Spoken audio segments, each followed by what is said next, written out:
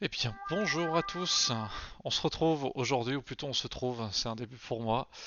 Aujourd'hui, c'est une game un petit peu spéciale. Là. Vous savez qu'on a eu on a diffusé quelques parties là, du tournoi Sideboard 2 qui a eu lieu le 25 janvier à Lyon. Et donc là, game un petit peu spéciale parce que c'était juste avant le Sideboard, à savoir qu'on joue régulièrement avec l'association sur Lyon. On est peut-être une petite dizaine à faire des games, peut-être 2 fois par semaine. Donc là, partie spéciale juste avant le tournoi. Et je vais commencer par vous présenter un petit peu les listes. À gauche, on a Hugo qui joue Mardou synthétiseur. Donc à savoir que Hugo était sur un mono noir ces derniers mois. Il avait décidé de changer pour s'adapter un petit peu à la méta et puis changer de deck, ça fait jamais de mal. Alors c'est pas forcément sa decklist parce il l'avait pas posté. Mais c'est probablement une des decklists dont il s'est inspiré. Donc on notera que la présence des 8 faucons, les faucons et les pêcheuses célestes corps, qui sont des belles créatures volantes qui permettent de renvoyer dans la main, que ce soit le synthétiseur ou d'autres artefacts, voire d'autres créatures pour un effet de récurrence. Le familier qui est tout simplement une des meilleures créatures du format en ce moment. Et puis on a forcément le duo Inspectrice de Traben et Novice Inspector qui mettent à chaque fois un jeton investigation qui permettent de piocher et puis de rentabiliser le mana. Très intéressant.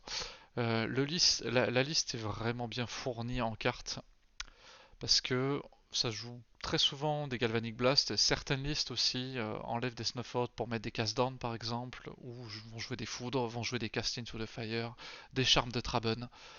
Il y a plusieurs versions. Évidemment, toutes les cartes ne peuvent pas rentrer dans la liste.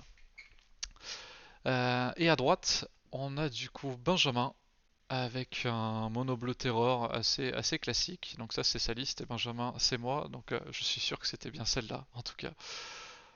À noter la présence main deck des Dragon Wings, des ailes de dragon et le sommeil des morts qui sont franchement, je trouve, des bonnes cartes. Après on adhère pas, mais ça permet le sommeil des morts de passer outre certains bloqueurs récalcitrants. Et puis les ailes de dragon, bah, dès qu'on joue un dragon, enfin dès qu'on joue un serpent, ça peut directement se mettre sur le serpent et le faire devenir volant. Ce qui est franchement assez surprenant, c'est surprenant pour les adversaires qui ne s'y attendent pas. Donc ici, Benjamin gagne le toss, moi-même, et il attaque directement par un Delver, car pourquoi pas. Le Delver, bonne carte, qui a été posée tour 1, qui a flip tour 2, je crois sans manipulation. Ce qui est toujours intéressant, et puis ça reste une 3 de vol. Donc là on voit Hugo qui joue son synthétiseur directement tour 1, qui cherchait sûrement un terrain ou une carte jouable. Il est tombé sur le corps Skyfisher malheureusement. Donc là le Delver fait ce que le Delver sait faire de mieux, à savoir attaquer. Voilà, déjà troisième tour, Hugo déjà à 14. Alors que Hugo, je crois juste avant, il avait Mulligan à 6, sa première main ne lui convenait pas. Et là, je sais pas exactement ce qu'il y a dans la main à droite, mais on part du principe qu'il y a un serpent, il y a déjà 2 rituels éphémères au cimetière. Donc là, voici le premier faucon qui sera contré, évidemment. Contre-sort, plutôt une très bonne carte, on va pas se mentir. Puis c'est bien, c'est que ça restarde la sortie du synthétiseur, du moins du joueur Mardou, et puis ça remplit le cimetière. Donc là, un écurage de pensée qui permet de remplir le cimetière. On voit qu'il y en a déjà 5 au cimetière. C'est vrai qu'on voit un petit peu mal avec le reflet de la caméra. C'est des choses qui seront améliorées par la suite. Vous inquiétez pas. Troisième attaque du Delver. 11 points de vie. Ça ressemble à un land go. Je vois une analyse en profondeur et une île en main. Probablement 2 analyses. C'est ça, oui. Je décide de partir sur une analyse. Piocher 2. Ça remplit le cimetière de 1. Ça donne de la récurrence au prochain tour. Un peu de gaz, comme on dit. C'est ça que Mardou, on le voit assez peu. Au final, même si je pense que la présence du familier, plus des 8 oiseaux qui permettent de bounce, le synthétiseur qui est vraiment très fort en milieu fin de partie, je, Peut-être que le deck souffre de la comparaison avec Affinité ou John en ce moment. C'est-à-dire que des decks qui jouent Chrysaline, qui jouent le Shaman, qui ont vraiment des board sweepers intéressants, qui ont des gros effets inconditionnels en anti-bet. Mais Mardu Synthétiseur, je pense, a sa place dans la méta. À savoir que je ne sais plus si sa liste joue des lames de bannissement qui, contre Terror, sont vraiment une très bonne chose.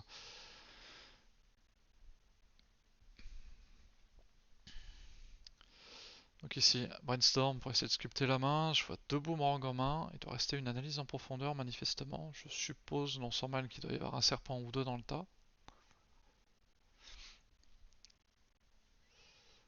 Ouais, il décide de reposer deux cartes. À savoir que l'oiseau, le dodo, est un très bon bloqueur contre le Delver, parce que je pense qu'on a tous les jours envie de prendre le trade. Ici, un autre écurage de pensée. Une laurienne et un boomerang au cimetière qui avait été posé avec le brainstorm. Je sais pas s'il va attaquer. Ça me paraît pas la meilleure idée possible. Ah oui, je passe de moi la troisième personne. Sommeil des morts. Ok, eh ben, je vous en parlais juste avant. Le voilà. Il engage l'oiseau. Ça va être pour une attaque à 3 encore.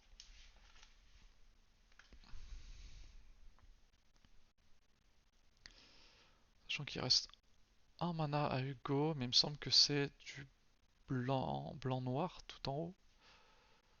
Donc il n'y a pas de possibilité de salve galvanique. De toute façon, il y a un spell pierce dans la main à droite. Ce qui permet de contrecarrer toute menace.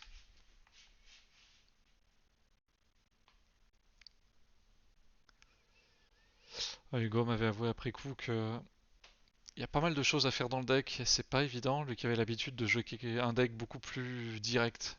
Créature go, dégâts directs go, toujours dans la position qui, on va dire, dans l'optique de l'agresseur. Tandis que là, c'est un subtil mélange. C'est un subtil mélange de contrôle de board et en même temps poser des menaces. C'est pas toujours évident à jouer. Ouais. Il doit quand même sacrifier le synthétiseur, comme l'effet de la Deadly Dispute. Il touchera un terrain, qui était probablement pas ce qu'il voulait, qui sait. Mais en tout cas, le spell pierce qui passe. L'oiseau qui est toujours engagé. Est-ce que Hugo a quelque chose d'autre à jouer pour gêner le Delver? On va voir ça tout de suite.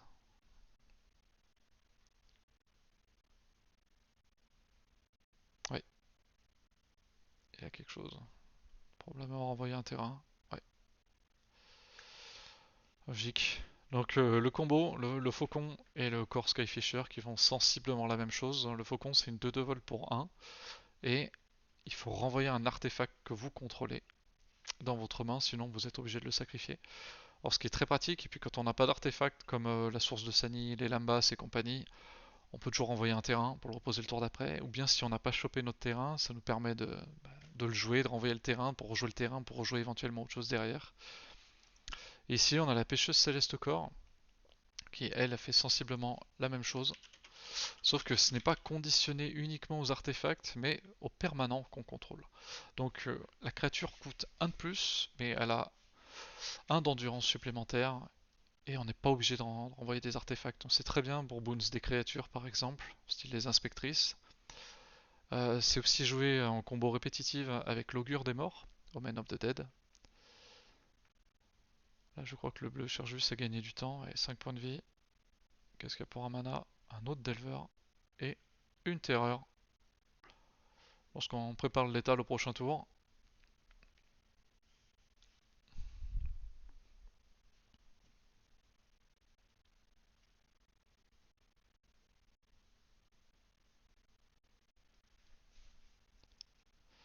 On peut voir le cimetière du mono bleu qui est toujours extrêmement bien rempli. Parfois on a même plus de cartes au cimetière que dans la bibliothèque. Donc dans les parties un peu longues, ça pourrait nous nuire, même si dans les faits ça n'a encore jamais arrivé. Hugo n'a pas beaucoup d'outs à ce stade du jeu. Le synthétiseur lui apporterait pas forcément grand chose, si ce n'est de piocher une carte supplémentaire, entre guillemets. S'il a la lame de bannissement, c'est le Delver 1-1 qui va sauter, ce qui fait qu'il sera obligé de chum block le serpent. Le chaman Si l'analyse de toxines, c'est très intéressant. Ça tuerait deux bêtes. Et manifestement, il ne l'a pas. Non. Il a la pêcheuse céleste au corps. Ok. Donc là, il prépare juste une armée de bloqueurs.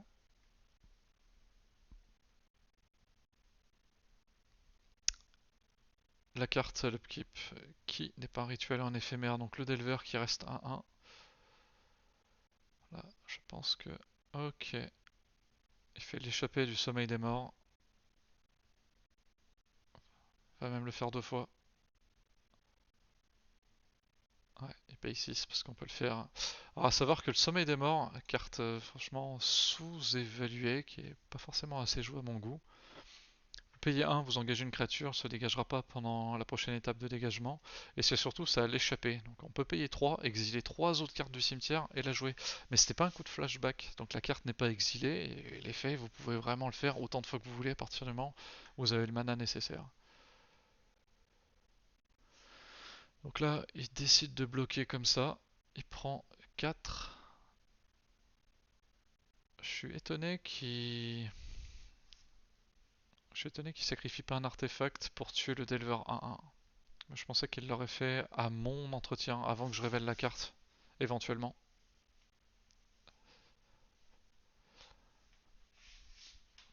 Mais vu qu'il a pas l'habitude de jouer avec le deck, ni avec la carte, peut-être qu'il a pas du tout pensé à l'effet à ce moment-là. Ou bien qu'il a besoin de son mana pour faire quelque chose. C'est pas forcément impossible. Même s'il a un point de vie, ça risque d'être compliqué.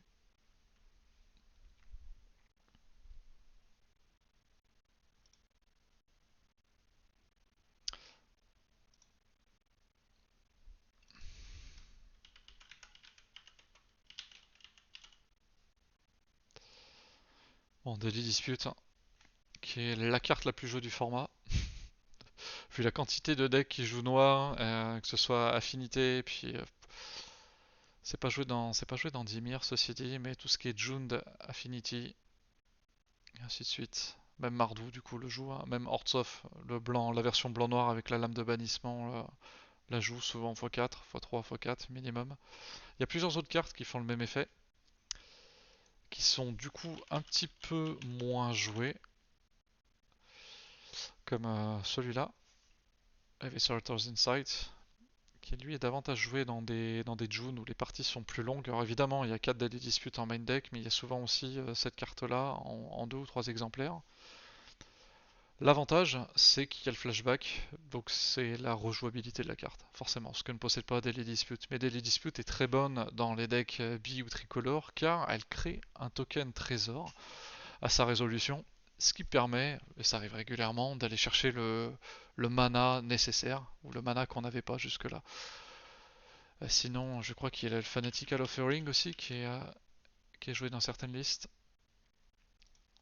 Et lui, il va plutôt créer un token, comment c'est en français? Carte, expédition, qui permet de booster un petit peu ses créatures. Alors, je vous remonte l'éventuel decklist du Go. Je ne sais plus ce qu'il m'avait dit après coup. Je crois qu'il devait avoir des pyroblasts en side, ce qui ne m'étonnerait pas, peut-être 2 ou 3. Donc c'est sûr que contre mono bleu, c'est tout indiqué. Sa liste, à coup sûr, ne jouait pas d'incendie purificateur. Et c'est fort possible qu'il ait laissé tomber les inspecteurs et ouais, les 3 novices et les 3 Traben Inspectors pour se concentrer peut-être davantage sur des lames basses, lames de bannissement, des foudres, ce genre de sort. Donc je leur demande sa liste. Il n'a pas grand chose à rentrer, mis à part sûrement des pyroblastes et des duress.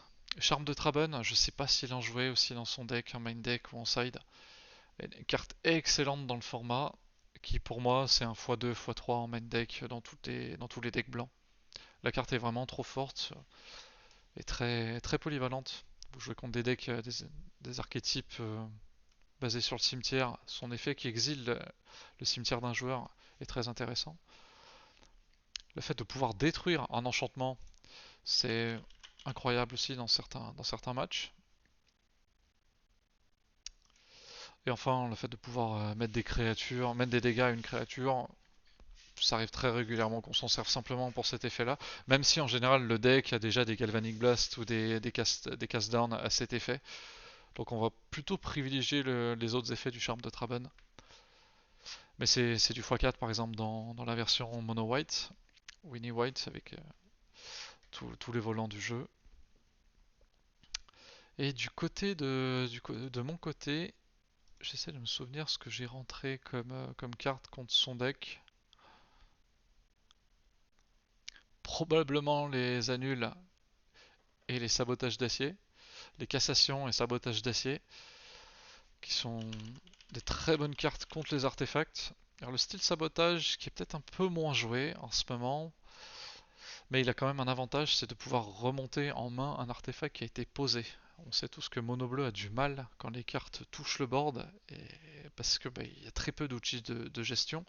C'est pour ça que les listes souvent jouent des boomerangs ou des dîmes inférieures, voire parfois des snaps ou des accros de vapeur, il me semble. Ça fait longtemps que j'ai pas vu cette carte non plus. Mais l'annul a quand même la grande particularité d'être un peu plus polyvalente que le sabotage d'acier, car elle permet aussi de contrecarrer des enchantements. Donc au moins, dans pas mal de listes, en fait, la cassation est en x4 et le sabotage d'acier n'est juste pas joué. Ça dépend, si vous attendez une méta avec beaucoup de decks artefacts, ça peut être intéressant d'avoir 3 annuls, 4 annuls avec 2 sabotages d'acier par exemple, ou faire un 3 et 3.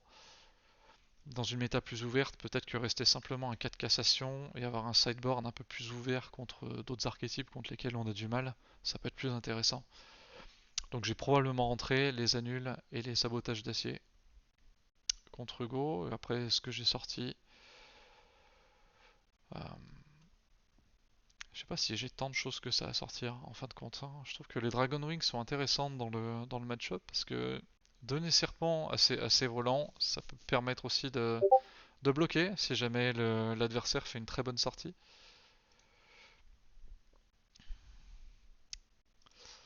Donc on attaque la game 2.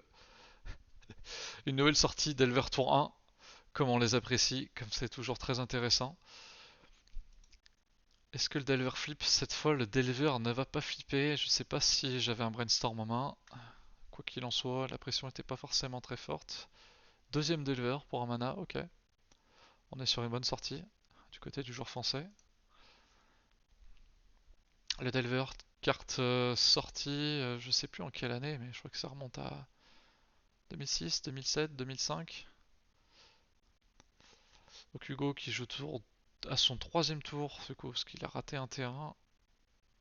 Le Familia Rénové, qui est une des meilleures cartes en ce moment en popper, jouée dans tous les archétypes artefacts. La carte souvent se joue pour un mana. Pour un mana, vous avez une 2-1 volante qui fait défausser l'adversaire. Et si l'adversaire n'a pas de carte en main, elle vous fait piocher. Donc dans tous les cas, vous êtes récompensé. Et pas mal de decks artefacts jouent souvent la fontaine de sang. Alors je crois que Mardou n'en joue pas, car c'est un peu compliqué de la caser dedans, mais peut-être que des listes peuvent se permettre d'en placer une ou deux, en fin de compte, pour apporter de la récursivité. C'est intéressant. Donc là, les deux Delver flip et une double attaque. Je pense que là, on est content de trade, d'un côté comme de l'autre.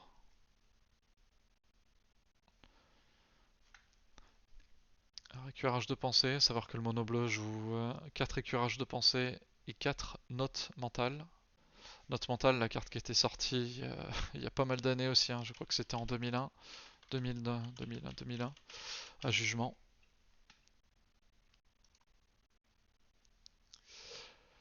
Donc on se retrouve avec 8 cartes qui permettent de nous mêler et d'aller envoyer toutes sortes de cartes au cimetière. Donc vu que le deck joue environ une trentaine d'éphémères, 30-35 éphémères rituels, ça permet assez rapidement aux terreurs de coûter pas très cher. La contrepartie, c'est que parfois vous allez sortir une note mentale et puis mêler un terrain, une terreur, ou bien deux terreurs, ou deux serpents, deux créatures par exemple. Ce qui est un peu le plus mauvais scénario. Voilà. Hugo qui, je crois, qui a encore manqué un land. qui tente des munitions improvisées. Très bonne carte quand on a plein d'artefacts pour pouvoir aller sniper les delvers et se gagner du temps. Beaucoup moins bien contre les terreurs. Et Benjamin qui décide de ne pas laisser passer ça et d'utiliser son hydrosalve.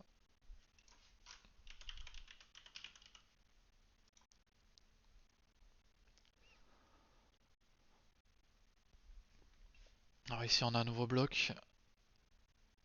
Je pense qu'un Delver dans tous les cas, il allait pas passer très longtemps. Et une chose est certaine, c'est que je pense qu'on est toujours content de trade un Delver avec un de nos volants.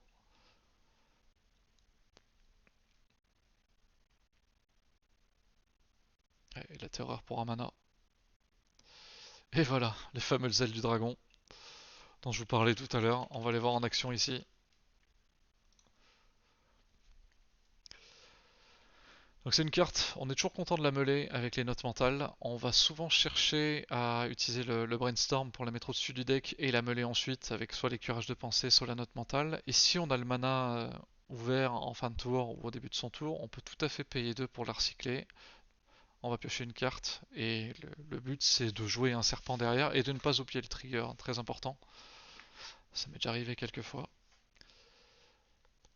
Alors peut-être que contre la version d'Hugo de Mardou où il ne joue pas les inspectrices, je ne sais plus s'il les joue, on verra vite ça. C'est intéressant d'avoir le volant, car ça fait beaucoup moins de bloqueurs.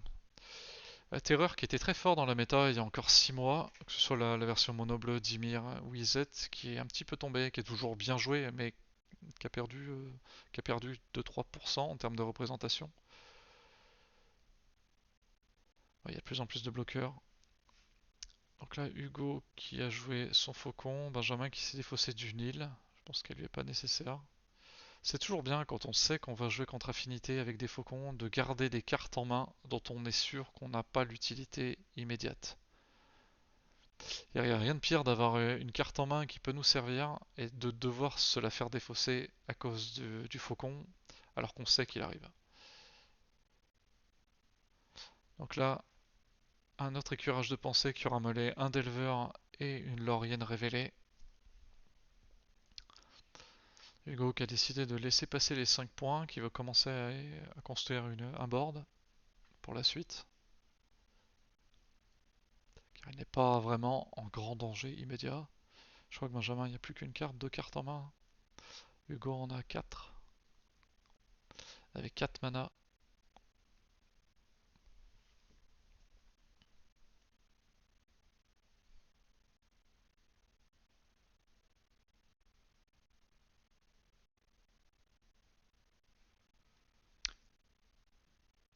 C'est une fin de tour. Donc il a peut-être quelque chose en réaction. Ça peut être intéressant à suivre. Bon, ici, je pense que tous les jours on contemple.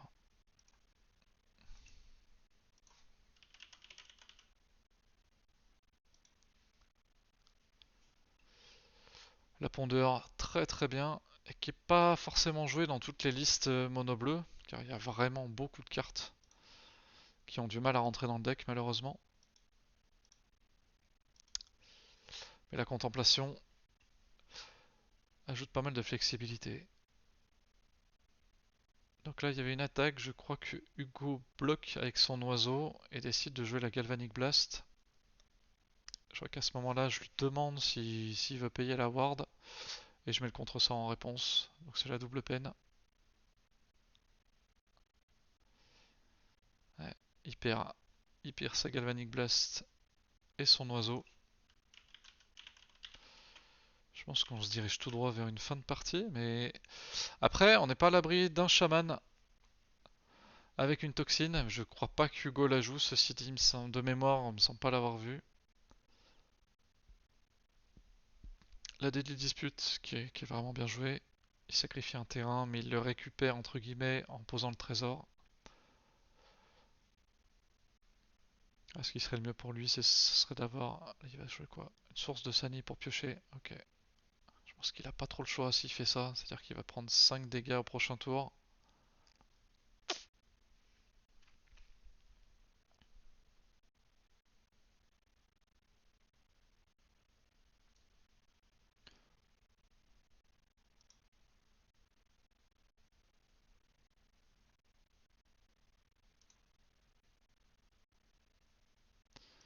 Flamme de Grixis n'est pas du tout dans la partie.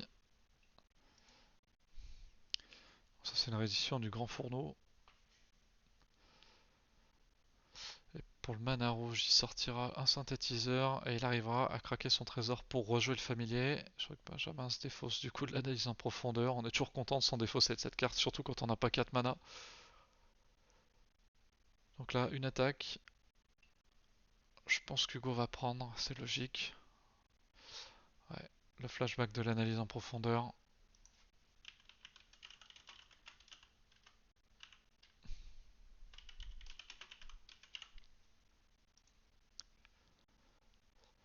J'en joue deux dans ma liste, en tout cas des analyses en profondeur, elles m'ont jamais déçu.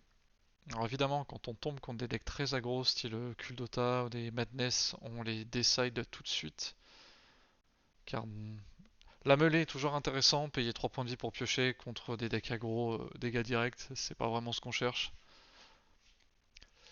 Puis il y a plein de meilleures choses à rentrer contre ces decks là.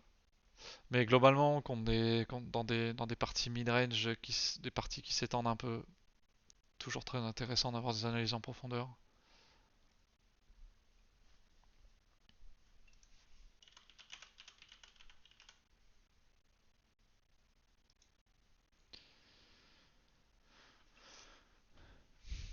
Donc Mardou en fait c'est une évolution logique entre guillemets de la version Boros synthétiseur qui faisait encore fureur il y a de ça un an et demi. Ouais, un an. Allez, un an. Avant la sortie des MH3 en fait. C'est MH3 a complètement bouleversé le format avec des cartes vraiment très puissantes. Et je l'avais joué Boros synthétiseur il y a un an et demi justement et j'aimais bien le deck. À partir de là, on arrivait à avoir ces quelques terrains, poser ses petites bêtes, mettre le synthétiseur, repiocher, remettre. C'était toujours intéressant. Quand on appelle dans le jargon, on, a, on pouvait faire plein de boui-boui avec, aux grandes dames des adversaires, malheureusement. Comme je disais, ouais, la version Mardou a décidé d'enlever des cartes, les cartes les moins intéressantes, entre guillemets, du deck. Aïe. Et là, c'est un peu le pire qui pouvait arriver pour Hugo. Il lui restait 2 mana, il craque, il tank la lame de bannissement, justement.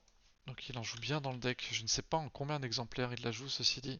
Qui est très très fort contre des decks qui slam peu de créatures. Car vu que ça ne cible pas, vous n'avez déjà pas besoin de payer le coût de la ward de la terreur.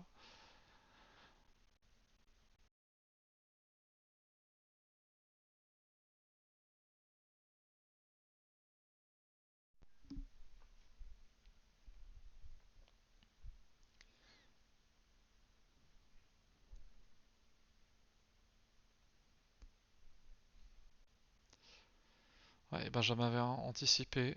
Il lui restait un mana avec un sabotage d'acier justement. Et je crois que la lame de bannissement était toute trouvée. C'est exactement ce qu'on veut toucher dans ces cas-là. Donc là, Hugo sort la bombe sortilège de Nihil, je crois.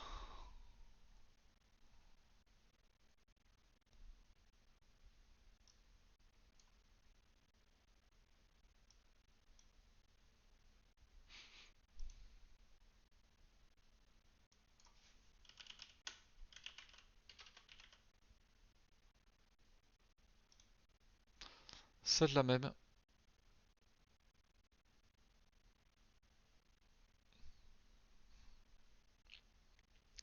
Et il décidera de l'exiler immédiatement pour pouvoir, enfin, de la sacrifier immédiatement pour pouvoir exiler le cimetière du terror. Heureusement, une deuxième terror a pu être posée. Et puis là, on voit vraiment le card advantage de Mardou à ce moment-là. Il a 4 créatures en jeu. Bon, après, il lui reste un seul point de vie, donc une attaque et c'est la fin. Le terror qui piochera notre mental, 2 autres cartes au cimetière. Je n'ai pas bien vu la dernière carte qu'il a en main. Après, dans tous les cas, si l'attaque, Hugo sera obligé de bloquer, je pense qu'à ce moment-là, il va sûrement faire un bloc, un triple bloc, donc s'assurer de détruire un serpent au minimum. Après, tout ça dépend des cartes que Benjamin a en main. Ouais, on se dirige tout droit vers le triple bloc, ce qui est totalement logique à ce moment-là du jeu. On va essayer de sortir un serpent le plus vite possible.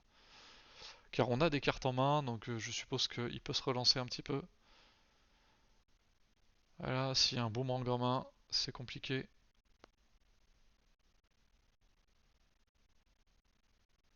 Ouais, donc pas de boomerang en main, mais on s'attendait au trade. Ouais. Donc là, il décide quand même de tuer la pêcheuse céleste et le familier, pour pas que le familier soit remonté en main éventuellement. Et c'est là, ouais, c'est là où je me suis dit que j'avais sûrement raté quelque chose d'intéressant, parce qu'on a pu voir que j'ai à nouveau meulé avec la note mentale le sommeil des morts dont je parlais tout à l'heure, et il m'aurait resté 3 mana, donc j'aurais pu faire une échappée et j'aurais pu forcer des trades vraiment.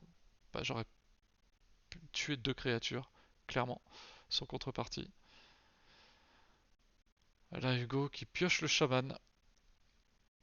Donc là, je pense qu'il a un choix cornélien. Ah, ça c'est bien joué. Ah, il va jouer le terrain. Ah, il peut totalement comeback là sur la partie.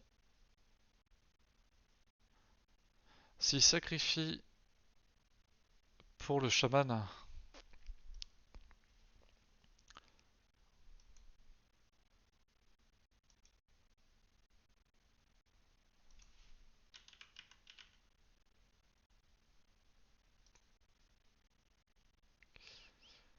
ouais, le chaman hein, qui est vraiment très très fort, sûrement une des cartes aussi les plus importantes de la méta. Beaucoup de decks qui jouent rouge en mettent souvent 2 ou 3 main decks. Et ça permet de tenir en respect beaucoup de decks aggro avec des cartes qui n'ont pas le vol, malheureusement. Parce que le chaman tue tout ce qui n'a pas le vol, grosso modo. Donc Terror n'est pas très bien positionné. Car là, il peut très bien décider de sacrifier les 2 synthétiseurs et 3 terrains pour vraiment tout tuer. Et je crois qu'il choisit simplement de sacrifier un synthétiseur pour se débarrasser du Delver. Ok. Et peut-être que là, ça aurait été plus judicieux de vraiment sacrifier une grande partie de sa main. Après, ceci dit, il a un deuxième chaman dans la main, donc je vois que ça fait totalement sens. Ah ouais, en plus, il a largement assez d'artefacts pour se débarrasser du serpent. Donc aussi, on a l'autre serpent du jeu qui est moins fort que la terreur Tolarian. Son seul avantage, c'est qu'il a un de force en plus par rapport à la terreur Tolarian.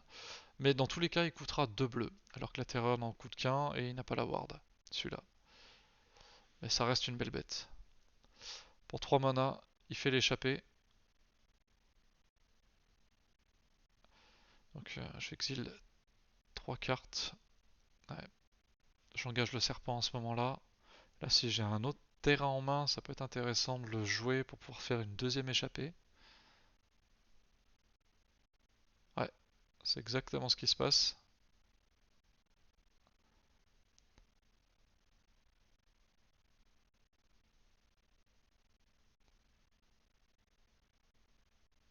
Ouais.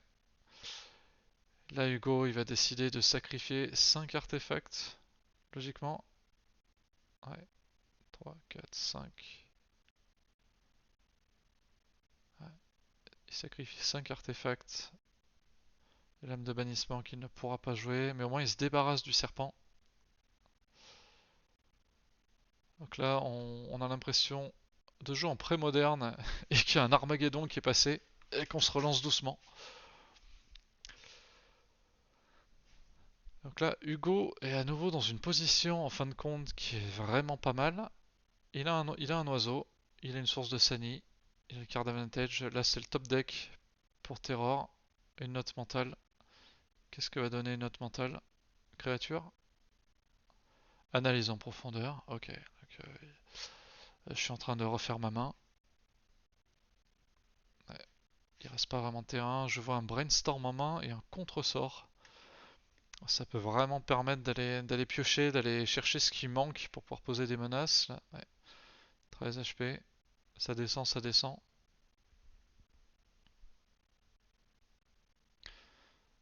Brainstorm en fin de tour. Un terrain, 2 terrains, 3 terrains. Hmm.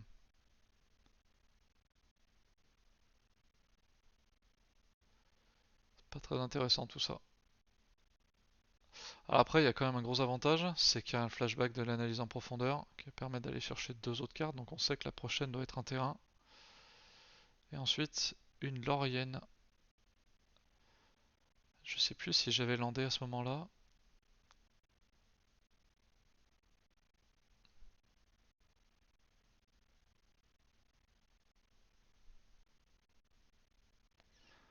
Là, je dois être en train de regarder combien de serpents il reste dans mon deck, probablement.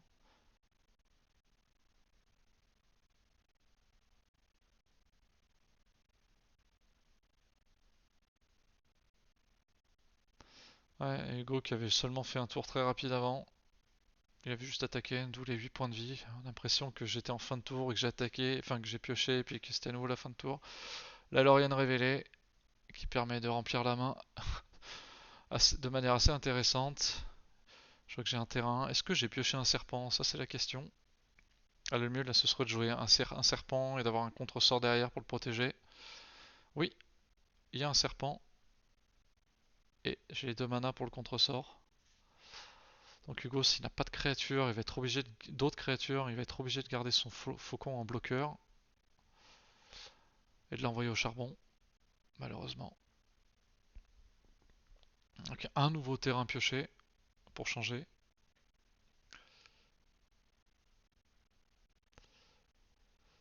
Alors je crois que je sais plus si le sommeil des morts est toujours au cimetière, probablement oui. Donc je peux très bien utiliser le sommeil des morts, engager le serpent, engager le faucon, je veux dire, pour le létal et forcer une réponse.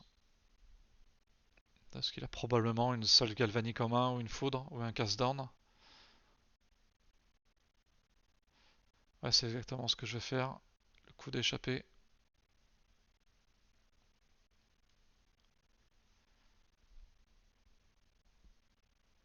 Et oui, j'avais oublié le trigger aussi des ailes du dragon. Alors ceci dit, dans ce match-up là, c'est pas très important. C'est important si on bloque, mais en phase d'attaque, pas vraiment. Là, il y a l'analyse de toxine. Ok, et je vais essayer de le contrer. Et il concédera. Ok, donc on arrive à 2-0.